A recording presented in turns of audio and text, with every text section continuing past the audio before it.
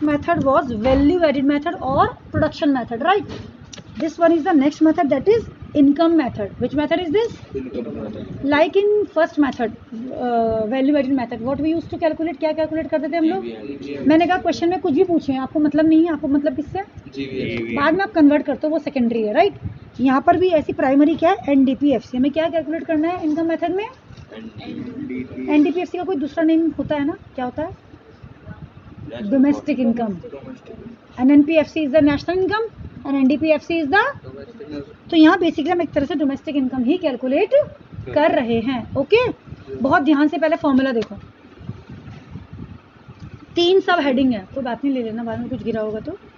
3 सब हेडिंग्स हैं, 3 सब हेडिंग्स हैं। Number 1 compensation of employees, number 2 operating surplus, number 3 mixed income. ये हमारी compensation of employees, operating surplus, mixed income, ये हमारी मेन हेडिंग्स हैं। Recall them. Number 1 components of compensation of employees, सही बोलोगे, सही लिखोगे। मैं तो बोल रही हूँ, क्या है? कॉम्पनसेशन ऑफ एम्प्लॉयज, यानी कि एम्प्लॉयज को जो भी पे कर रहे हैं, that is known as compensation of employees, ठीक है। Next is operating surplus, third is mixed income, ठीक है। 3 पहले मेन हेडिंग्स लर्न कर लो। एनडीपीएफसी में number 1 compensation of employees, number 2 operating surplus, number 3 mixed income. Done हो गया। अब हम आते हैं कॉम्पनसेशन ऑफ एम्प्लॉयज कि एम्प्लॉयज को हम क्या क्या पे करते हैं। Number 1 wages and salaries in cash, ये तो पता ही है। नेक्स्ट है पेमेंट इन काइंड। कई बार आप कैश के साथ साथ या कैश के अलावा काइंड भी दे देते हैं, जैसे कि फार्मर कहीं, जैसे लैंडलेस लेबर है, कहीं पर काम कर रहा है, उसको थोड़े से पैसे मिल गए, थोड़ी दाल मिल गई, या मिल्क मिल गया, सब्जी मिल गई, या कोई कहीं सपोज मेरा मेड है, मैं उसको पैसे देती हूँ और कभी कुछ रखा है, मैं चल ये ले जाओ, फ्रूट्स ले जाओ, रखे, ऐसा कर देते हैं हम लोग। या उसके अलावा मैं कहीं जॉब कर रही हूँ तो दिवाली पर मैं कोई गिफ्ट दे दिया, तो पेमेंट इन काइंड। आ गई बात समझ में? ये सब हमारी पेमेंट इन काइंड, समझ में आ गया। नेक्स्ट है social security contribution by employer. इसको सिंपल टर्म में समझ लो, एम्प्लॉयर अपने एम्प्लॉय के लिए जो भी कॉन्ट्रीब्यूट कर रहा है वो यहाँ पर आता है। सोशल सिक्योरिटी में जैसे पीएफ कह सकते हो, प्रोविडेंट फंड। प्रोविडेंट फंड का कंसेप्ट कुछ पता है? बता देती हूँ, समझ लो, पता जनरली पता होना चाहिए। प्रोविडेंट फंड का क्या है, जैसे सपोज करो मेरी सैलरी में से मैं 2000 रुपये अपना स्कूल में पीएफ में कंट्रीब्यूट कर रही हूँ, ठीक है। तो मेरे लिए क्या फ़ायदा 2000 कंट्रीब्यूट करना, वो तो मैं मेरी सैलरी में वैसे भी जुड़ रहा है ना, तो मैं पीएफ में क्यों कंट्रीब्यूट कर रही हूँ? लोग इतना क्यों वरी करते हैं पीएफ के लिए? रीज़न सुनो, यही 2000 का सेम, ये तो मैंने करा है, ये करा एम्प्लॉय ने। किसने करा है ये? यही 2000 एम्प्लॉयर भी कंट्रीब्यूट कर रहा है मेरे पीएफ में, तो मेरे पीएफ में मुझे कितने पैसे मिले? 4000। तभी तो मैं पीएफ कर रही हूँ ना, मैं पीएफ क्यों करूँगी?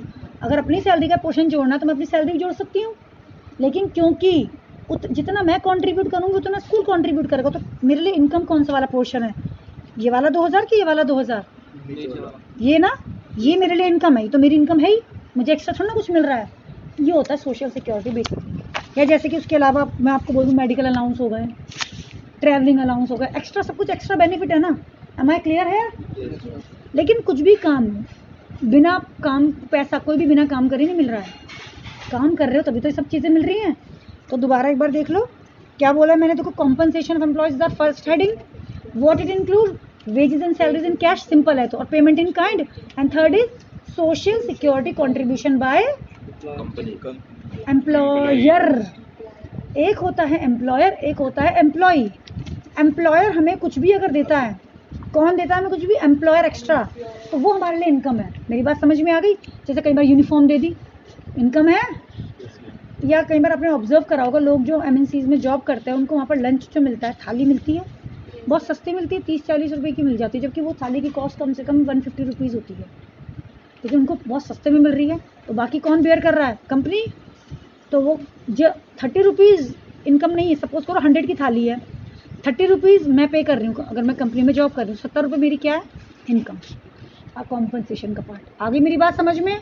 ये मैं इसलिए बता रही हूँ, आगे कुछ क्वेश्चंस हम पढ़ेंगे, items to be included in national income and not to be included in national income, कि नेशनल इनकम में क्या क्या इंक्लूड होता है, क्या क्या नहीं होता, इसलिए मैं आपको ध्यान से पढ़ा रही हूँ, वरना तो हम एक बार रीड कर लेते हमारा काम चल जाएगा। वो क्वेश्चन एग्जाम में 3 मार्क्स का आता है, इसलिए ये वाली बात समझ में आई। अब as you are aware that how many factors of production are there? 4। Land, labour, capital, entrepreneur, right. Labour को तो हमने यहाँ ले लिया, एक तरह से कह सकते हो। बचा क्या? लैंड। लैंड को हम क्या पे करते हैं? रेंट। वो आ गया ऑपरेटिंग सरप्लस में। एक रॉयल्टी भी मैंने एक्स्ट्रा रखा। रॉयल्टी पता है क्या होता है? बाग मिल्खा बाग मूवी बनी, मिल्खा सिंह के ऊपर बनी, तो क्योंकि मिल्खा सिंह की लाइफ को उसमें शोकेस किया हुआ है, बायोपिक है, उसके लिए मिल्खा सिंह को पैसे मिले हैं कुछ percent, that is royalty. Munshi Premchand है, आज भी उनकी स्टोरी चलती है हिंदी की बुक्स में, तो उनका कंट्रीब्यूशन जाता है प्रॉफिट का। समझ में आ गया? धोनी बनी, जितने भी ये सब ऐसे वाला मतलब कुछ भी होता है, यस डेफिनेटली। जब आप किसी का नेम, जस्ट चेतन भगत है, उसकी स्टोरी से तो इंस्पायर होके 2 स्टेट्स और 3 इडियट्स बनी थी, तो उसको उसका रॉयल्टी मिला। आगे बात समझ में? फ्री में नहीं होता, वरना वो अपोज करें कि मेहनत हमारी और मजे कोई और ले रहा है। नेक्स्ट, अब यहाँ देखो कैपिटल। कैपिटल के ऊपर क्या पे करते हो? Simple, entrepreneur. आप एंटरप्रेन्योर का प्रॉफिट मिलेगा, यहाँ तक कोई डाउट? ये मैंने इसलिए लिखा एग्जाम में, आप लिखोगे आपको मतलब खुद से आपको फॉर्मूला रटना नहीं पड़ेगा, वरना दिमाग लगाते रहो क्या क्या इंक्लूड होगा। यहाँ हमने सीधा सीधा पढ़ लिया। अच्छा, लैंड है तो भैया रेंट और रॉयल्टी में पता ही है। कैपिटल है इंटरेस्ट, एंटरप्रेन्योर है profit. Is this clear to everyone? अब प्रॉफिट में क्या क्या चीज़ें इंक्लूड होती हैं? आप बिजनेस करते हो, मैं बिजनेस करती हूँ, मैंने मान लो जितना भी मेरा प्रॉफिट अर्न करा, 10,000 का मैंने प्रॉफिट अर्न करा, तो भैया वो 10,000 में खर्च नहीं कर सकती अभी। क्यों? उस पर मुझे टैक्स पे करना पड़ेगा। कंपनी है, कंपनी ने जो भी अर्न करा कॉर्पोरेट टैक्स पे करना पड़ेगा। कंपनी टैक्स पे करती है, जैसे मुझे इनकम हुई, इनकम टैक्स जैसे मैं पे कर रही हूँ, उसी तरह से कंपनी, कॉर्पोरेट का मतलब कंपनी, कुछ प्रॉफिट ना हो जब भी करना पड़ता है, मतलब जो भी होगा अपने प्रॉफिट के ऊपर ही होगा। तो ये कॉर्पोरेट टैक्स, कई बार क्वेश्चन में आपको कंपनी टैक्स भी मिल सकता है, तो कंफ्यूज नहीं होना है। Private company tax, corporate tax एक ही बात है। समझ में आ गया यहाँ तक? डिविडेंड, शेयर्स, अगर आप अपनी कंपनी के शेयर्स इशू करते हो मार्केट में, तो डिविडेंड कौन पे करेगा? आपको तो पे करना पड़ेगा, तो वो प्रॉफिट में से जाता है। तभी तो होता है ना, शेयर्स की वैल्यू अप डाउन होती है। जैसे कंपनी का प्रॉफिट ऊपर नीचे होता है, वैसे शेयर की वैल्यू भी ऊपर नीचे होती है। तभी तो लोग उन्हीं कंपनी में शेयर ज़्यादा इन्वेस्ट करते हैं ना, जहाँ पर प्रॉफिट ज़्यादा होता है, कि हमारा रेट बढ़ेगा इक्विटी का। नेक्स्ट, अनडिस्ट्रीब्यूटेड प्रॉफिट, यानी कि जो भी अब कंपनी को पैसा बचा, क्या मान लो टैक्स भी पे कर दिया, डिविडेंड भी पे कर दिया, अब भी कुछ बचा, तो सारा का सारा क्या कंपनी खर्च कर देगी? नहीं, कुछ फ्यूचर के लिए भी तो रखेगी। फ्यूचर में ज़रूरी है हर समय इतना ही प्रॉफिट हो, या इन्वेस्ट करना होता है। 50 चीज़ें हैं, तो उसको बोलते हैं, इसके 3 नाम है। जैसे मैंने आपको फिक्स कैपिटल के डेप्रिसिएशन के 2-3 नेम बताए थे, in the same way undistributed profit has other 2 names. Undistributed profit, नाम समझ में आ गया, जो प्रॉफिट हमने बचा के रखा है, तो उसको रिटेन्ड अर्निंग भी बोलते हैं। अर्निंग जो बचा के रख रखी है, रिटेन करके रख रखी है। कॉर्पोरेट सेविंग भी बोलते हैं। जब हम यूज़ करेंगे ना, हमें यूज टू जाएंगे इन टर्म्स के। मैं दोबारा एक बार रिपीट कर रही हूँ पूरा फॉर्मूला। देखो, what we use to calculate in income method? NDPFC, compensation of employees, operating surplus, mixed income, ये तो 3 हमें क्लियर है। Compensation of employees, wages and salaries in cash, payment in kind and social security contribution by employer. Next is operating surplus, land है, rent, हमने royalty भी add कर लिया, आप चाहो तो रॉयल्टी नीचे भी लिख सकते हो, कोई फर्क नहीं पड़ेगा। Capital, interest, entrepreneur, profit. Again profit has 3 sub parts. एक हमने बोला corporate tax, company tax, private tax, whatever, then dividend, and then undistributed profit और रिटेन्ड अर्निंग और corporate savings.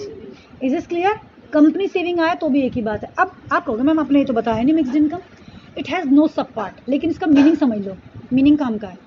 Like me, I am teaching you at my home, घर में पढ़ा रही हूँ, कोई अलग से इलेक्ट्रिसिटी बिल नहीं पे करना, अलग से कोई मेड नहीं हायर कर रखी, अलग से मुझे कोई रेंट नहीं पे करना, यानी कि जो भी इनकम है वो मेरी है। आप मुझे जो भी फीस दोगे वो मेरी जेब में जाने वाली है, क्योंकि मुझे किसी को एक्स्ट्रा पे, तो दैट इज़ मिक्स्ड इनकम।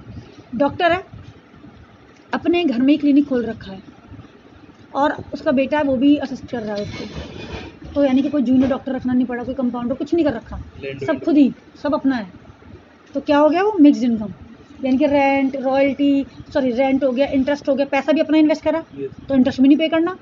आ गई मेरी बात समझ में? तो that is known as mixed income.